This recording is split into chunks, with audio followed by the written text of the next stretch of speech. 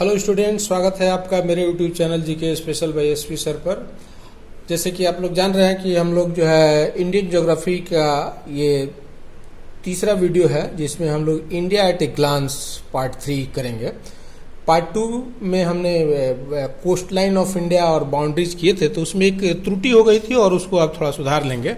जैसे हमने चाइना के साथ जो है बॉर्डर जो लेंथ है बॉर्डर लाइन का वो 3488 किलोमीटर है और इसमें 5 राज्य हैं। इसमें यूपी जो है गलती से मेंशन हो गया था, ये यूपी नहीं होगा, है ना, तो इसको आप दुरुस्त कर लेंगे। और जम्मू कश्मीर और हिमाचल प्रदेश, उत्तराखंड, अरुणाचल प्रदेश और सिक्किम 5 ठीक है था, लेकिन यूपी जो है गलती से मेंशन हो गया था, तो इसको आप करेक्ट कर लेंगे। तो चलिए फिर अब जो है हम लोग जो है इसमें अब चर्चा करेंगे। पिछले क्लास में हमने जो है भारत की जो भौगोलिक सीमाएं हैं, खास करके जो लैंड फ्रंटियर है, उसकी चर्चा हम लोग किए थे। तो अभी हम लोग इस वीडियो में चर्चा करेंगे marine time border of India, Bharat की समुद्री सीमाएं। जैसे स्थलीय सीमाएं इंपॉर्टेंट है लैंड फ्रंटियर, उसी तरह से मेरीन टाइम बॉर्डर भी जो है बहुत इंपॉर्टेंट है। तो मेरीन टाइम बॉर्डर जो है इंडिया का, वो मेरीन टाइम बाउंड्री जो है रिकॉग्नाइज किया जाता है किसके द्वारा? तो United Nation Convention on the law of the sea, मतलब कि समुद्र के लिए जो कानून, जो कन्वेंशन है यूनाइटेड नेशन ऑर्गेनाइजेशन का, उसी के अनुसार इंडिया का जो समुद्री सीमाएं हैं वो जो है निर्धारित है। तो अब इसमें जो है देखेंगे तो समुद्री सीमा में क्या क्या है। तो टेरिटोरियल वाटर जोन है, जो उसको हिंदी में बोलते हैं जलीय क्षेत्रीय जलीय क्षेत्र। तो ये जो है 12 नॉटिकल माइल जो है इसका जो है एरिया है समुद्र के अंदर में, बेस लाइन से, जहां स्थल समाप्त होता है वहां से बेस लाइन से 12 नॉटिकल माइल अंदर तक टेरिटोरियल वाटर जोन है इंडिया का। और ये नॉटिकल माइल जो है समुद्र को मापने वाली, समुद्र में दूरी मापने वाली इकाई होती है। तो एक जो नॉटिकल माइल होता है वो इक्वल टू होता है 1.852 किलोमीटर, मतलब लगभग 2 किलोमीटर से थोड़ा सा कम होता है। तो ये नॉटिकल माइल भी आपको समझना चाहिए। जैसे समुद्र में गहराई मापना हो तो उसके यूनिट को बोलते हैं फैदम, और अगर लेंथ लंबाई नापनी हो तो उसको बोलते हैं नॉटिकल माइल। फिर उसके बाद कंटीजियस जोन होता है, संबद्ध क्षेत्र उसको हिंदी में बोलते हैं। तो अब जहाँ से आपका बेस लाइन से 12 नॉटिकल माइल आपका जो है टेरिटोरियल वाटर जोन है, वहाँ से कंटीजियस जो जोन है वो फर्दर जो है उसके आउटर एज से एक्सटेंड होकर के चला जाता है 24 nautical mile from the base line, मतलब कि 12 नॉटिकल माइल हो गया टेरिटोरियल और 12 हो गया आपका कॉन्टिजियस। तो दोनों मिलाकर के 24 नॉटिकल माइल जो है वो संबद्ध क्षेत्र है, जहाँ पे जो गतिविधि संचालित किया जाता है, मतलब कि जैसे कस्टम का हो गया, या फिर कोई जो है इमिग्रेंट जो है गैर कानूनी तरीके से जलीय क्षेत्र में आने के लिए, तो उनको पकड़ना, पनिश करना, ये सब का अधिकार जो है भारत सरकार के पास है। तो दूसरा महत्वपूर्ण क्षेत्र हो गया। फिर तीसरा जो क्षेत्र होता है उसको बोलते हैं एक्सक्लूसिव इकोनॉमिक जोन। ये सब बहुत इंपॉर्टेंट है, एग्जाम के लिए समझ लीजिए। EEZ उसको बोलते हैं, विस्तृत आर्थिक क्षेत्र बोलते हैं। तो ये जो है फर्दर जो बेस लाइन है वहाँ से मैक्सिमम जो है 200 नॉटिकल माइल जो है शामिल है, जिसमें कंटीजियस जोन भी शामिल है। तो ये वो क्षेत्र होता है जहाँ पे जहाँ के आर्थिक संसाधन को इस्तेमाल कर सकते हैं कंट्री। जैसे भारत का जो बॉम्बे हाई जो तेल निकालने का कुआं है वो इसी एक्सक्लूसिव इकोनॉमिक जोन क्षेत्र में है। तो 3 बहुत महत्वपूर्ण है, टेरिटोरियल है और फिर एक्सक्लूसिव जोन है। तो इस तरह से ये सबको आप ये मानचित्र में भी समझ सकते हैं। जैसे भारत का जो स्थलीय सीमा है उसमें ये जो लाल कलर जो है, लाल रंग जो आपको दिख रहा है, ये बताता है आपको टेरिटोरियल वाटर जोन को। लाल कलर वाला क्षेत्र जो है टेरिटोरियल वाले को बताता है। फिर ये लाल जो क्षेत्र है ये टेरिटोरियल वाटर एरिया को बता रहा है, जो 12 नॉटिकल माइल है बेस लाइन से। फिर उसी तरह से जो दूसरा जो ब्लू लाइन है, वो ब्लू लाइन जो है वो बताता है आपको कंटीजियस जो संबद्ध क्षेत्र है, वो बताता है ये बेस लाइन से 24 नॉटिकल माइल है। और फिर जो ग्रीन कलर है ये बताता है एक्सक्लूसिव इकोनॉमिक जोन को।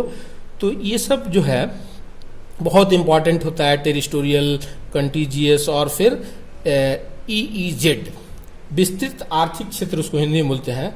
तो यहाँ से देखिएगा बॉम्बे है, यहीं पे जो है तेल निकालने का कुआं है, इसी क्षेत्र में है। तो इसकी आर्थिक, यहाँ से आर्थिक संसाधन का दोहन का अधिकार जो है भारत सरकार रखती है। तो इस तरह से ये बाउंड्री है। अब इस तरह का जो बाउंड्री है इंडिया देखिएगा शेयर करता है किसके साथ, तो जो मेरीन टाइम बाउंड्री है वो पाकिस्तान के साथ लगा हुआ है इंडिया का, फिर बांग्लादेश के साथ लगा हुआ है, फिर म्यांमार के साथ लगा हुआ है, फिर इधर थाईलैंड के साथ जो है लगा हुआ है, फिर इंडोनेशिया के साथ लगा हुआ है, फिर श्रीलंका के साथ और फिर मालदीव्स के साथ। तो जो मेरीन टाइम बाउंड्री है वो इंडिया 7 कंट्री के साथ शेयर करता है। जैसे लैंड फ्रंटियर भी 7 कंट्री के साथ शेयर कर रहा था, पाकिस्तान, अफगानिस्तान, चाइना, फिर नेपाल, भूटान और फिर म्यांमार, फिर बांग्लादेश, ये 7 कंट्री थे। और जो मेरीन टाइम जो समुद्री सीमा है वो भी 7 कंट्री के साथ शेयर कर रहा है। तो उसमें पाकिस्तान है, श्रीलंका है, मालदीव्स है, इंडोनेशिया है, थाईलैंड है, म्यांमार है, बांग्लादेश है। लेकिन चाइना नहीं है, नेपाल नहीं है, भूटान नहीं है, अफगानिस्तान नहीं है। तो दोनों ही में मतलब भौगोलिक क्षेत्र बोलिए या फिर मतलब स्थलीय सीमा रेखा में 7 देश हैं, और जो समुद्री सीमा रेखा है उसमें भी 7 है। तो Indian marine time border share करता है 7 कंट्री के साथ, बांग्लादेश, पाकिस्तान, म्यांमार, श्रीलंका, मालदीव्स, इंडोनेशिया और थाईलैंड के साथ।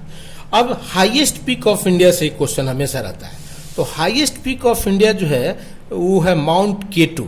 तो इसको जो है गॉडविन ऑस्टिन के भी नाम से जाने जाते हैं और जाना जाता है। और ये लोकेटेड है जम्मू एंड कश्मीर के पीओके में, पाक ऑक्युपाइड कश्मीर में। तो इसीलिए देखिए कि इंडिया जो है इसको रिकॉग्नाइज नहीं करता है कि जो है ये पाकिस्तान का हिस्सा है। इसीलिए आज भी जो है केटू को जो है इंडिया का ही पार्ट माना जाता है, हाईएस्ट पीक है। और ये कौन सा रेंज में है, तो ये रेंज हिमालयन रेंज में नहीं है, काराकोरम रेंज में है, ये एक अलग रेंज है। तो काराकोरम रेंज में है और इसका जो हाइट है, एलिवेशन है, वो 8611 मीटर्स है अबव द सी लेवल। सागर जो है वो चूंकि उसका लेवल जो है बदलता नहीं है, इसलिए हम आधार लेते हैं सी लेवल को। तो ये इंपॉर्टेंट हो गया आपका हाईएस्ट पीक ऑफ इंडिया। लेकिन हाईएस्ट पीक ऑफ इंडिया अगर पूछेगा कि हिमालयन रेंज में इंडिया का कौन सा है, तो जब हम हिमालयन रेंज की चर्चा करेंगे तो हिमालयन रेंज में हाईएस्ट पीक जो है हमारा फिर हो जाएगा Kanchenjunga. Highest peak of India in Himalayan range जो है वो है माउंट कंचनजंगा, और ये लोकेटेड है सिक्किम स्टेट में। और it is the 3rd highest mountain in the world, जो है दुनिया में 3रा सबसे ऊंचा है। माउंट एवरेस्ट है, फिर केटू है और फिर कंचनजुंगा है। तो ये जो है इसका हाइट है 8586 मीटर है सी लेवल से। तो अगर हिमालयन रेंज में पूछेगा इंडिया का हाईएस्ट पीक तो वो है कंचनजुंगा, जो लोकेटेड है सिक्किम में। फिर highest peak of south India पूछता है, तो साउथ इंडिया में हाईएस्ट पीक जो है अन्नामुडी है। तो अन्नामुडी हाईएस्ट पीक है साउथ इंडिया का, और ये लोकेटेड है केरला में। और केरला में ये वेस्टर्न घाट सुने होंगे, तो वेस्टर्न घाट का ये पीक है और इसका हाइट है 2695 मीटर जो है अबव द सी लेवल। तो ये भी प्रश्न पूछता है। फिर लॉन्गेस्ट रिवर के बारे में पूछता है। तो ये आप जानते हैं कि the Ganga is the longest and the largest river of India. ये जो है भारत की सबसे लंबी भी एक नदी है और सबसे बड़ी भी ये है। इसका जो है 2525 किलोमीटर का क्या लेंथ है, और लगभग 25% जो है बेसिन एरिया है पूरा इंडिया का। फिर the Godavari is the longest and largest river of south India. South India की जो सबसे लंबी नदी है और सबसे बड़ी नदी है वो गोदावरी है, और इसका लेंथ जो है 1464 किलोमीटर जो है ये है। तो ये भी इम्पॉर्टेंट है, ये आपको जानना चाहिए। तो फिर देखिए अब इसमें जो है अब हम कुछ आपको एक्स्ट्रा ऑर्डिनरी जो सब यूपीएससी लेवल का जो क्वेश्चन रहता है या एसएससी में इस तरह के आजकल बहुत प्रश्न पूछे जाते हैं। तो इसमें हमको जानना है अकॉर्डिंग टू